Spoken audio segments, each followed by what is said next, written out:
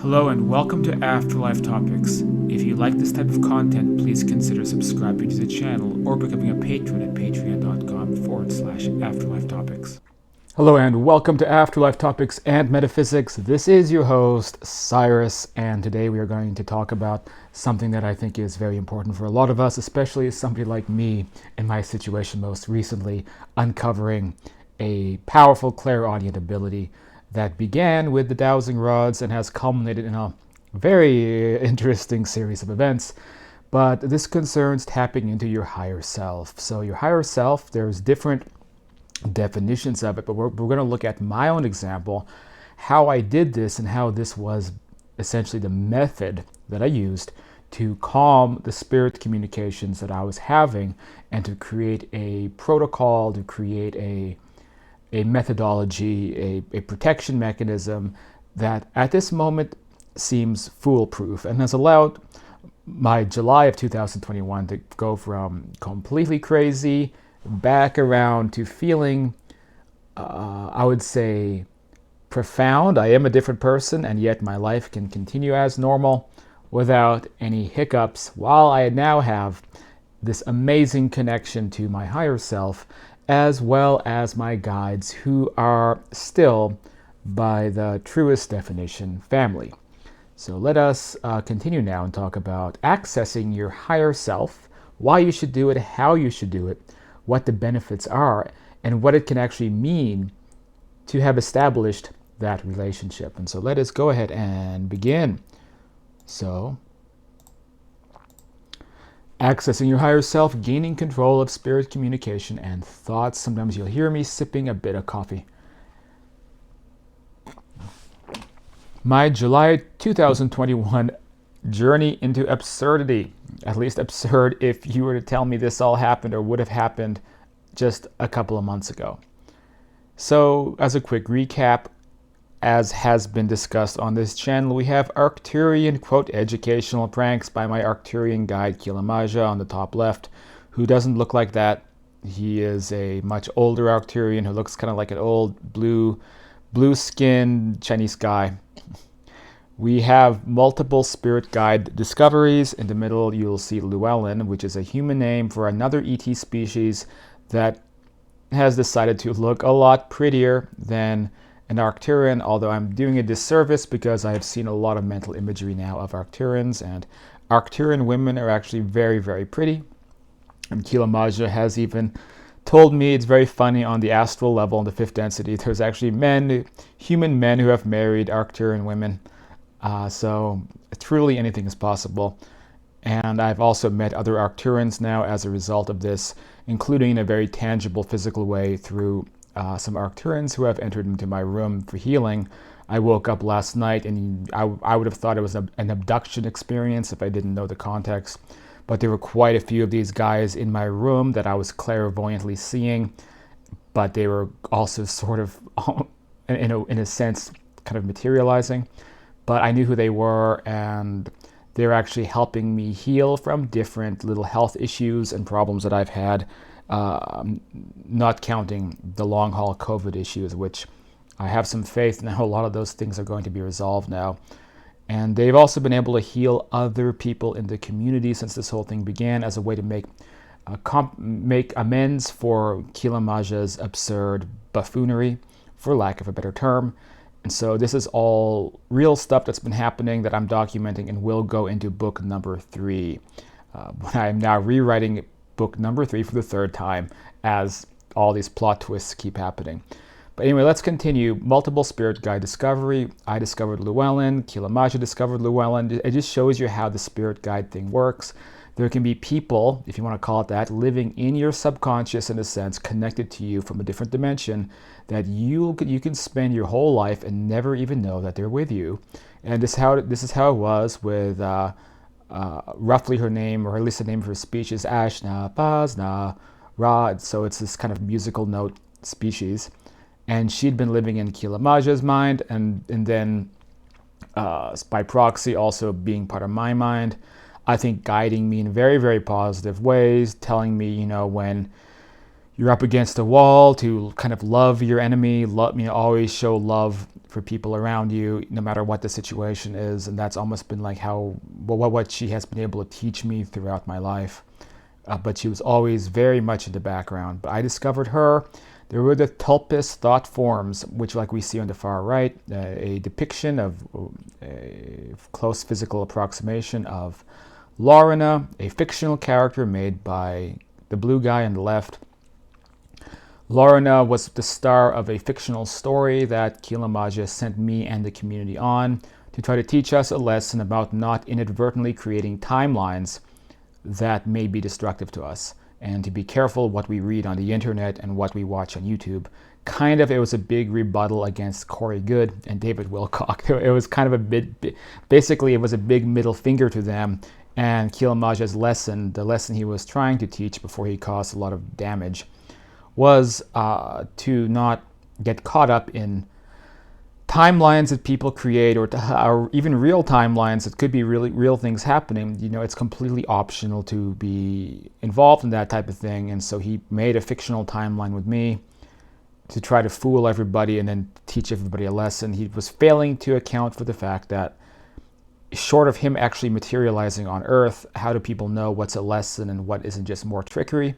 He basically created more confusion and more problems instead of actually teaching anybody a lesson. So it's very, very guilty. That's why he sends Arcturian ETs to my bedroom at night to help heal me from sicknesses and other people negatively affected. So that's where we're at right now. And I know we're going to get to the higher self stuff. I kind of have to catch you guys up because it's such a rapidly evolving situation. And it's also interesting, and I want to keep it documented, whether you believe that I have gone Fruit Loops or not. I won't be the first case of someone who has been on a ride like this, and maybe other people thought he'd gone bananas. But the end result of this may be like a further extraordinary telepathic communication channel that I'll be able to keep using, which I hope to benefit a lot of people. And no, I will not be charging $800 for a reading or some crap like that. If I have some great gift like that, I will find a way to very, very reasonably give it out for donations, if not at times for free, if it can be of service to other people. So that's my current philosophy about that. So anyway, let's keep going. So all this resulted in the huge community involvement, like I just mentioned, the paranormal healing, the paranormal experiences, other mediums, other people being involved, other people contacting KJ, other people verifying things that I was saying, other guides who were in on KJ's narrative, and then those same guides realized it was a mistake and had some pretty lengthy discussions with KJ after.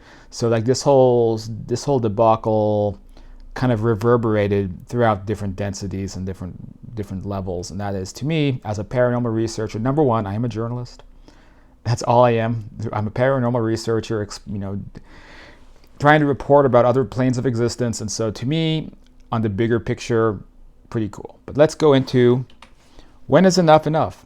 So what I began dealing with was a constant clairaudience overload. So now I had KJ and Llewellyn, God bless them, basically in my mind, who never hardly ever going quiet. When I would get a little bit of quietness, solitude, my mind may shift to thinking about them, because how do you not think about them? It's what me and KJ and Llewellyn jokingly call the pink elephant effect. Like, how do you stop thinking about the pink elephant? Now I mentioned it, now you're thinking about a pink elephant. What if that pink elephant is an actual consciousness, and every time you think about them, you're now talking to them? So KJ claims that he's had many, many, many subjects in his 400,000 year lifespan, knows very much about this effect and how it can send the wrong caliber of person possibly into a very dark place. And KJ said the darkest time of his entire life is when he knew a man in France in the 1600s named René, who was working in a church and began to be aware that KJ was his guide, and they established like what I have with KJ, but he believed it was demons. And so he was driven to madness because of it. KJ said this effect on him brought him to such a low point he had to be hospitalized in an Arcturian hospital to cope with what he had done, when all he was trying to do was ethically establish a positive communication. And so KJ does recall that as the darkest point in his life, and Llewellyn recalls it because Llewellyn, as KJ's guide, recalls it as having been the darkest point in her life as well. That is the nitty gritty of how it's not all fairy tales, it's not all butterflies and roses. This spirit guide business it's a real world with real people who come into the fray, into your mind, and how sometimes it's wonderful and sometimes it can go horribly wrong. So when is enough enough? So given this situation, and they felt helpless, and Llewellyn began sequestering my thoughts from KJ and herself. And because she is such a true angelic being in my mind, I envision her like big angel wings kind of wrapping around me and keeping my mind isolated. But it still wasn't quite enough. It wasn't strong enough. I knew something else had to be done. But my mind became clear enough that I was able, at that point, to begin going into quiet meditation. Because now, without KJ in my mind and without Llewellyn in my mind, I never knew what it was like to not have them in my mind, because they have been, at least KJ, in my mind since I was born. Because he put his spiritual DNA into me at birth, and so I have a neural network established with him. When the neural network dropped, there was this enormous clarity in my mind. So I no longer was sharing or having his input coming in subconsciously. It felt like a hollow feeling in my mind. KJ explains that this is exactly what it feels like to be dead. Because when we die on third density, we move into what we call the astral world, higher dimensional world, the fifth density. KJ explains that basically you will sever all those telepathic links and your mind will be free. Some people take this well, some people really get insecure when this happens. So I began experiencing that, and then KJ told me, you're now experiencing what it feels like when you cross over. Your mind will be free. So now I had this enormous sense of like clarity in my mind. However, I knew it was tenuous at best because Llewellyn couldn't hold that thought sequestering forever. Let me take a sip of coffee. Hold on. They suggest for me not to drink coffee, but I'm doing it anyway. It helps some of my fatigue from the long haul crap. So to continue, I knew it couldn't last forever, so I had to take action. I began probing based on the advice that you guys sent me, you guys emailed me about and told me what to do for people in similar situations like this. And some of you guys have gone through situations like this, is I found a much deeper subconscious voice. It should be noted that KJ and Llewellyn, these guys are my guides, but they are not me. The higher self is the higher version of me. Literally, whomever I was that incarnated into this existence, what is the source point of that? Llewellyn and KJ inserted their spiritual DNA into me at birth. And that is how that's how I ended up with the neural telepathic link. So they are very, very close to being part of me, but they're not. They are their own sovereign, independent people. What is my higher self? So I found that deeper, sentient subconscious voice, and I realized that I was connecting to a Japanese power. I then reconnected to Llewellyn and KJ, who then confirmed, yes, yes, Cyrus, what I always knew is that my background is Japanese. As a recap, some of you guys might know, if you're like addicted to this channel and addicted to hearing me talk, I don't know who would be addicted to such a thing as that. But if you remember from very, very old videos back, including me doing walkarounds in Japan, I minored in Japanese. I studied Japanese language. I am not like a weeaboo who has anime posters on my walls. I can show you my walls to prove it. In fact, I'm much more connected to a deeper ancient Japanese culture, and always have been. And I've always used a Japanese framework of looking at things in life to deal with difficult times, especially growing up with a very unconventional childhood, very difficult childhood that I had. My father basically mafia. And dealing with the possibility of me getting stolen, kidnapped, murdered, that type of thing was my daily reality when I was a child.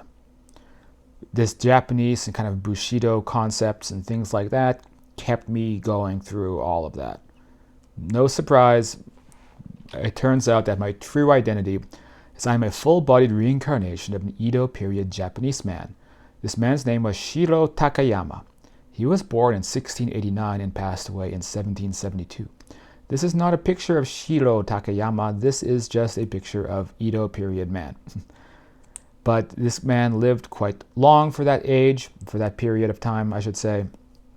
Definitely was a wise man in his later years, and was, among other things, a swordsman and a soldier. And he studied quite well a lot of these concepts. This is also why the times in my life, and this is where it's like, oh, Cyrus is an internet badass, but I just want to say, when I've been in fights, my heart has never increased in beats. I've always disarmed and ended fights either through rationality or a quick, decisive action, and this is without martial arts training. When I was once kind of grabbed by a very large man, I don't know what he wanted to do to me, my heart did not increase at all. I simply put my hands around his wrists, and this guy was twice or three times not three times, that's ridiculous, but he was, I weigh 150 pounds, this guy was at least 300 pounds. I put my hands around his wrists and pretty much took his hands off me and bent them around, and he was rendered useless. And then I walked away from him, and he was kind of like, what just happened? This is the Reddit I'm really badass story, I know that. But when have I ever talked about this type of thing on this channel? This is because I always was this guy. And this was called a full-bodied reincarnation. So this wasn't the silver birch style, diamond. Remember on this channel I've talked about the two types of reincarnation. So go back to that video if you haven't seen it yet. This was a full-bodied reincarnation, which means he wasn't existing independent of me and watching me. He entrusted the guides who would exist independent of me watching me to, Kilamaja. He met with Kilamaja before I was born and said, I will come into this life. Kilamaja, I want you to basically take on the role of something as close to being a guide.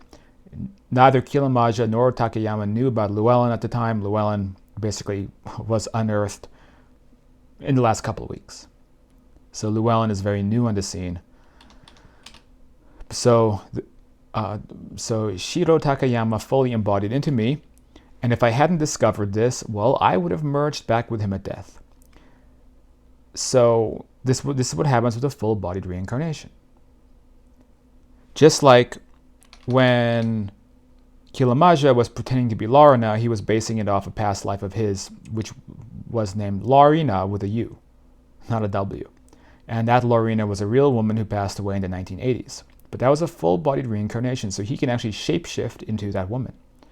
Of course, the Laurina thought form is a different person entirely, based loosely on that life, but he was able to go back into her personality to be able to play her for his fictitious narrative. So maybe it's time to pause the video and go back to the beginning if you're lost, because, man, I think this might be easy to get lost, but let's keep going, because I know I have a very, very smart audience. I think the smartest audience on YouTube is you guys, so that's why I'm not afraid to go into this type of thing. Let me take a sip of coffee. So what happened now? I inquired to Kilamaja, and so if I die tomorrow, I'll become this guy. Yes, I'll become this several hundred-year-old Japanese guy. I'll basically morph back into him, and I'll become him again. I've always had these dreams and visions of this higher density, I would call it 6th-level Japanese world with beautiful sakura blossoms and people floating around, flying around in the air. It's like, kind of like what dreams may come, Japanese style. Very, very beautiful looking environment. And I'd always go back to that place in a meditative way when I needed tranquility. And this was Takayama's home. And I would simply return to that life if I were to die. But I want to kind of go off on my own journey as Cyrus. And Takayama, I like to call him Sensei Takayama, or even Lord Takayama, but really, let's not get ahead of ourselves. He's a normal guy. But truly, I would say he's Sensei Takayama. Sensei Takayama didn't want that either. Sensei Takayama was really hoping I would discover him, because the moment I discover that inner voice and discover my greater self, that greater self splits off again, just like if it was a partial reincarnation. Now, some of you are wondering, am I a full-bodied reincarnation? Let me tell you that the majority, I'd say 90% of people who reincarnate are partial reincarnations. In Kilamaja's words, a full-bodied reincarnation is rare because it's so difficult. People like Kilamaja in public office, they're expected to have had full-bodied reincarnations in their lifeline so that they have the maturity and experience to handle situations. So, in essence, I spent this week with much clearer thoughts than I ever had because of Llewellyn. And so I was able then to connect with my real higher self and then create a division. Now I am in communication first and foremost with Shiro Takayama. Now we have branched off, which means that when I die, I will now be Cyrus and just Cyrus. It is like a full-bodied reincarnation has now transformed into a partial reincarnation. And I did this, basically, I willed this into existence because I was a bit scared learning that if I didn't find a way to do this, then I would be merging, absorbing back into this higher self. So we created a split, which Sensei Takayama is very happy about. But now came a kind of emergency situation. His first order of business, emergency protection of my mind from all outside influences and outside, quote, guides, which would be, in this case, despite their best interests or at times foolish interests, KJ and Llewellyn. Because even though they may be wonderful, do you want to be trapped in a small room with your two best friends? Might be fun for a while, and then everyone's going to go crazy. So we very swiftly created a, quote, imagined yet real mental fortress. And this imagining has become a default state of mind in a place I had imagined throughout my life before when dealing with troubles. And it looks like a Japanese Edo period fortress.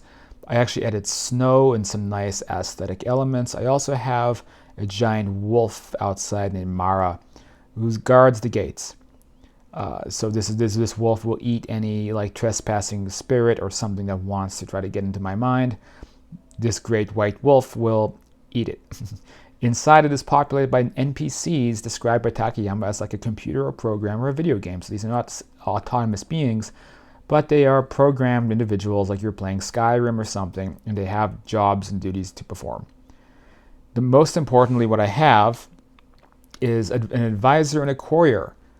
And this advisor and courier is also an NPC semi-sentient via Takayama, but on a very limited basis. And when I want to send a message to, let's say, Takayama, I simply think to myself, advisor, please prepare a message. Then a clairaudient response occurs in my mind. I can then send the message. Doing this, I can also receive messages from KJ, Llewellyn, or Takayama himself. But I will not know I have any messages from any guides or any outside being unless I ask the courier, or I should say the advisor. And this is the same as checking my email inbox. So I'll wake up, I'll check my email, I'll do whatever I want, go about my business, then I'll sit down and I will ask courier, and he will say, yes, Cyrus, and I'll hear the voice, and I will say, please tell me if I have any messages. And then he will say, yes, right away, sir, you have one message from Llewellyn. Then he will read it off and say, my Lord Cyrus, and we ham it up because it makes it more fun. He will say, my Lord Cyrus, the Lady Llewellyn wanted to advise you or let you know that she is working well with the Tulpus creations that are finding new homes on the 5th density. Like this is how things are being managed and handled right now with all of this. So this is, as Lord Takayama explains, a foolproof system to protect Cyrus's thoughts and allow him to hone this gift safely, trouble-free, while also having, full autonomy of my own thoughts and my mind again. The big point is that the same system could be established with your own guide if you follow this as an outline.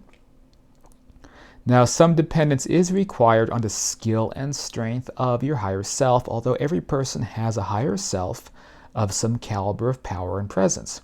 Somebody that I was doing a quote telepathic reading with from the community, I found out that he had his higher self was a mountain in Spain near Madrid. So this was a nature spirit that had been spinning off partial reincarnations for a long time, but he could theoretically connect with that great nature spirit if he ever felt like he needed that assistance and create a system like this. If, let's say, he became clairaudient and began speaking to spirits and needed that protection, which I don't think is going to be a problem with him, but that we're just speaking hypothetically. So this has led to what to do going forward. So Takayama has the ability to cut through the bull. He is not pleased by the game played by our Arcturan father Kilamaja. However, it is important to move forward productively and never hold a grudge. These grudges are poisonous, and he knows this from his life in Japan. Takayama I may now consult in an objective fashion to learn about important matters, see through any possible deception, and always be closer to the truth as per Bushido principles. So this leads to my purpose and more about who, my purpose and more about who I am. That purpose is spreading truth, compassion, and spiritual connectedness. The Japanese Bushido principle of benevolence to all, including strangers. This is why if I am at the checkout line and I see someone who's on the phone and not even making eye contact with the cash register girl, I just feel very disheartened because it's really dishonorable behavior. And then I will always try to make eye contact and try to brighten that person's day in a very benevolent way. This is the true meaning of Japanese politeness. Japanese politeness has been a little bit tainted over the years to just be a thing that you do out of ritual, but politeness is shall we say, it is a side effect of being extremely benevolent and wishing the best for somebody continually. And this has the ability to change a culture and bring everyone to a higher state of being and love and interconnectedness. And that is this Bushido principle. Now, keep in mind, swordsmen also carry blades, so when the time comes, that's why I have a wolf outside my complex to eat anything that is misaligned and wants to hurt these principles. Next big part of my goal, and now Sensei Takayama's goal, is assisting humanity during a likely shift. Lord Takayama, or Sensei Takayama, highly recommends the books of Dolores Cannon and Alison Coe. Despite some weird convoluted versions of this in Kilamaja's fiction, which unfortunately may have obfuscated some of the truth, what does remain is Takayama's belief that I am here, like many, many others, to assist with the shift that will happen when this world begins to move into something closer to the astral plane. Now, this does not mean that our world's going to collide on top of the astral plane, but we will be two separate spheres operating quite independently, and yet we will have the ability to move between the fifth density because we ourselves will become fifth density. Takayama explains that this will happen in my lifetime. That is why I am here. He says it will happen before I am old and unable to enjoy it. The timeline could be as little as a few years, up to maybe 20 years. Takayama says this would not be the case among so many souls if this were not true. Although your own personal timeline can be changed, depending on if you truly believe someone else's narrative. If you follow a narrative and a intense belief that there will be no shift, then there will not be a shift for you. You will be on a different narrative, a different timeline. But this greater timeline that is catching fire is the one that is happening because it's based on scientific principles in terms of the position of our solar system in the universe and how it's being forced to enter a higher density. It is not a divine, godly thing. It is just science in a way.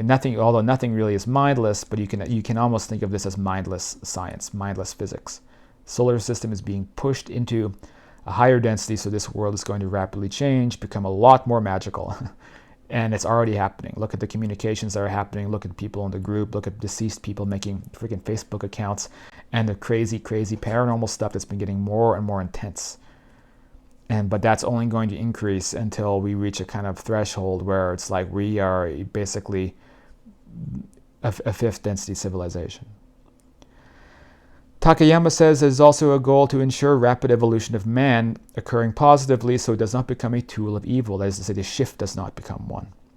Therefore, upending materialism and controlling thought structures is of prime importance. What is the evil in men's hearts? It's not the Nimkan or Quotha and this stuff that these weird allegories and jokes by my Arcturian guide. It is the real evil, the real artificial intelligence threat to the universe, which is just, what's inside of the hearts of men and women who fall into dark ways of thinking and who, for example, are, let's say, traffickers. Very terrible things. How do we combat that? That is the real threat. That is the real threat to the universe. And a lot more things that I already knew. And that is the end of this slideshow. But obviously, there's probably a lot to go over about this, and I have to recognize that there's probably going to be a lot of questions and things like that. But the main point is that my situation is not that unusual. Although having an Arcturian guide as crazy as KJ, and having discovered an even higher celestial being living in me, which is Llewellyn, this is unusual stuff. In fact, it's so unusual. Apparently, KJ says he's quite getting interviewed quite a bit because it's not common that an Arcturian discovers they had a guide for their entire lifespan that they didn't know about. And so this is like creating a bit of a media frenzy on fifth density Arcturus, which is also really cool. But, it's not something that basically this kind of the universe, the astral planes, it's a wacky place. There's a lot of things possible, but it's also a real place. People have real lives, and real life is never going to be like a fiction or a fairy tale unless you create some crazy timeline where you set your existence up that way, in which case it may feel so unnatural that you'll begin to reject it, like the crisis I went through trying to believe KJ's fictional narrative, which was full of plot holes that he intentionally put there. So as a final note for this video, I do want to talk about a couple more updates. Firstly, thank you for sitting through this. I hope this was educational. If you liked the video, leave a like, leave a comment, and most importantly, subscribe to the channel. Or also think about becoming a patron. You can work with me personally that way if you want to do that, or just contact me down below. But I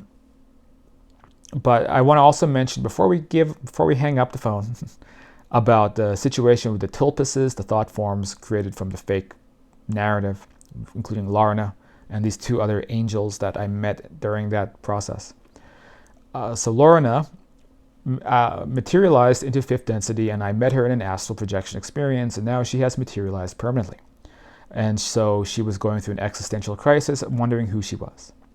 After a lot of deliberation, thought, and discussion between me and the three spirit guides, which is probably going to be the final name of the next book, by the way, we determined a very, very unusual thing, which is that we don't think Lorna was truly, completely a thought form. That KJ, in a sense, had put a fictitious narrative over a real story. That real story is this narrative that we hear about by David Wilcock, films like Above Majestic, which talks all about these tall pre-Adamite beings with the big foreheads, which Lorna originally said that she was at war with. The secret space programs, the AI threat, all of this was a real thing that's been spoken about a lot on the internet by a lot of people that I had a weird obsession with. This is what KJ was pulling me away from, but KJ himself didn't realize that all that might be a real parallel timeline that is like almost merging into ours, which could be a big problem because we don't want to be in that timeline. It's obviously a very negative timeline filled with very evil people, which is why there have to be like battle angels and armor and things fighting that, because it's a very chaotic parallel reality that has been born maybe through the internet, or maybe it was pre-existing, or maybe that was our original reality. Now we're on the good timeline where there are no tall-headed Lemurians trying to take over the world, or pre-Adamites. There's no AI threat, and there's no Nachtwaffen and German secret space program and all of that. Maybe we are the good timeline, and it's veering into that timeline. And there's further evidence right now that is what's happening, because there's basically species and things which KJ says like exists anomalously in his record, but they don't actually exist. And it's seeming more and more like if you go down that rabbit hole, like there's doors waiting for you to enter that timeline. So this is a big issue, and what it seems like is that Lorna was a fictional character that kind of became overlaid on top of a real person on that side who you could describe as an angelic warrior that KJ was like maybe subconsciously channeling, and Lorna now has all these memories of that timeline, plus many memories that have become foggy and obsolete because those were the fake memories from KJ's narrative. Now this is confusing, but just bear with me. What this means is that Lorna basically is somebody who we think came from that negative timeline and was pulled out of it due to this whole fiasco. It's kind of like KJ's narrative was a fictional story based on real events. So when you make a timeline that's a fictional story based on real events, the character from that is going to partially be the actual real person overlaid with a bunch of fictional things on top of it. So Lorna appears to have been a real person on that timeline, and she has the full memory of her life. The blank spots are like things that didn't really happen. Fighting robots and these ideas that KJ had didn't really happen. But it seemed like she was at war with these pre-Adamites who have these tall foreheads. The point is that Lorna has to deal with all of this and realize it is now, time that she has to make a new life on this new density, and she won't see her friends, at least not for a long time, from the old timeline. And so now she's here and she's staying with my parents on the astral level. So I will be able to see her when I go to sleep at night, because Lorna the Tulpus, who is not really a Tulpus, is now here, and she was in astral Tucson. She was out in the boonies called Avra Valley trying to find my parents, got taken in by a nice couple in like a trailer park. And so that's where she was staying recently, and then she got actually driven out to where my parents stay. And this is the astral plane where I've been many times. This region, I know it very well. So I will interface with her later and see how she's doing and have her talk to my parents. But it's a big deal. We're really curious where this is going to go next, because as Llewellyn says, it's definitely a concern if there's like this really negative, hostile parallel timeline that's been spawned off, because we want to make sure people don't fall into that timeline. We got to keep this timeline protected from where Lorna came from, as well as the other two angels who will be coming into fifth density, as well as Llewellyn. So they'll all be on the astral level, which means I can contact them, and then if you astral project, even you might be able to contact them, or if you know how to reach out to people. But there's a lot of work to be done on my end and on their end, and a lot of their work, even Lorna's work at this point, she says she feels very motivated now, is to keep this timeline safe and make sure people don't fall into where she came from, because as much as she loved her old life, she's also admitting it kind of sucked seeing, going to war against unbelievably powerful ET forces and seeing friends get soul trapped and all kinds of crazy stuff that's been talked about on the internet forever. And so you can go down that rabbit hole. I began with Cosmic Disclosure on Gaia TV, the whole Corey Good saga. And there's a reason all that info always seemed like disconnected from reality, and yet it wasn't, because this was a parallel timeline that people were tapping into and reporting back about. So I think this whole last message of this video obviously is a precursor to me reiterating and going over these points in future videos. But I want to get that out there because I think it's really important information. But in the meantime, stay vigilant, stay critically minded, and look for evidence yourself, and go through your mediums and your guides, and develop a connection with your higher self so you can come at the truth, and hopefully it corresponds with what I'm telling you now. Because again, all I am is a journalist. My higher self is a much better journalistic contact than KJ is, unfortunately. So hopefully a better source. But you need to vet the sources yourself and go through your own process to verify what's going on. So you can help make sense of this too without losing sleep over it. So don't go cuckoo for Cocoa Puffs because of what I'm telling you. So anyway, that's it for this video. Thank you for watching, and I'll see you probably real soon. I'll probably talk more about the shift business as well, which is also a new concept. I never used to believe in this stuff, but now I'm being told, well, I need to believe in it.